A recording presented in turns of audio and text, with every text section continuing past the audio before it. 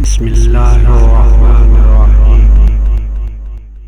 امام حسین رضی اللہ تعالی عنہ کے قاتلوں اور گستاخوں سے خدائی انتقام۔ امام حاکم رحمۃ اللہ علیہ نے کئی سندوں سے ابو نعیم سے روایت کیا ہے کہ رسول اللہ صلی اللہ علیہ وآلہ وسلم نے فرمایا کہ جبرائیل نے بتلایا کہ اللہ تعالیٰ کا ارشاد ہے، میں نے یحییٰ بن زکریا کے خون کے بدلے میں 70,000 قتل کیے اور میں حسین بن علی کے خون کے بدلے بھی 70,000 قتل کروں گا۔ حضرت یحییٰ علیہ السلام کے قتل ناحق کے بعد بنی اسرائیل میں فتنہ پھوٹ پڑا جس میں ہزاروں لوگ قتل ہوئے۔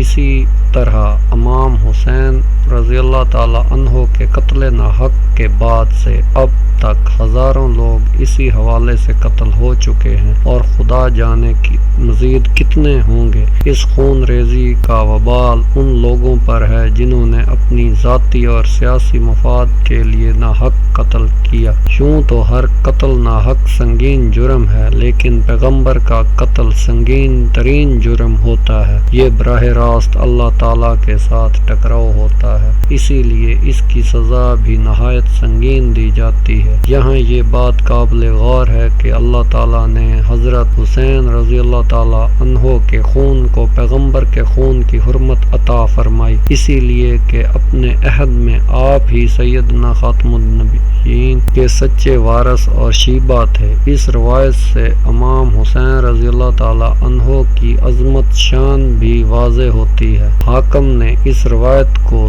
صحیح کہا ہے۔ ذہمی رحمۃ اللہ علیہ نے تصحیح میں موافقت کی ہے اور کہا ہے کہ یہ روایت امام مسلم رحمۃ اللہ علیہ کی شرط کے مطابق ہے۔ امام زہری رحمۃ اللہ علیہ فرماتے ہیں، جو لوگ امام حسین کے قتل میں شریک ہوئے وہ سب دنیا ہی میں خدائی انتقام کی لپیٹ میں آئے۔ ان میں سے کچھ قتل ہوئے، کچھ بینائی سے محروم، کچھ کے چہرے سیاہ ہو گئے اور کچھ تھوڑی ہی مدت میں اقتدار سے ہاتھ دھو بیٹھے۔ امام ابن کثیر فرماتے ہیں، قاتلین حسین سے خدائی انتقام کے بارے میں جو روایات ہوئی ہے وہ اکثر صحیح ہے۔ جو لوگ اس قتل ناحق میں شریک رہے، ان میں سے شاید ہی کوئی دنیوی زندگی میں آفت اور مصیبت سے بچا ہو۔ ان میں سے ہر شخص دنیا میں ہی کسی خوفناک مرض میں ضرور مبتلا ہوا اور اکثر تو پاگل ہو گئے۔ آئیے تاریخ کی زبان سے چند قاتلوں کا عبرت نام انجام سنتے ہیں۔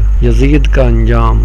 بندر کی فطرت میں خست و دنات، مکروہ، فریب، ہیلہ سازی اور شہوت پرستی ہے۔ غالباً اللہ تعالیٰ نے اسی لیے بنی اسرائیل کو یوم سبت کے بارے میں حلیہ سازی کی سزا یہ دی کہ انہیں بندر بنا دیا۔ فرمایا، یزید کی طبیعت میں بھی ایسے ہی اوصاف پائے جاتے تھے، اسی لیے انسانوں پر تسلط پانے کے باوجود اس کا طبعی میلان جانوروں بالخصوص بندروں کی طرف رہا۔ ابن کثیر یزید کے مشاغل کے ذیل میں لکھتے ہیں کہ بندروں کو زرنگار ٹوپیاں اڑاتا تھا، ریچھ اور بندر کے درمیان لڑائی کا کھیل کھیلتا تھا۔ جب کوئی بندر مر جاتا تو اس پر غمگین رہتا تھا۔ کہا جاتا ہے کہ اس کی موت کا سبب بھی یہ ہوا کہ ایک بندریہ اٹھا کر نچا رہا تھا کہ اس نے اسے کاٹ کھایا۔ طبی اندازہ یہ ہے کہ جیسے کتے کے کاٹنے سے انسان باولا ہو جاتا ہے،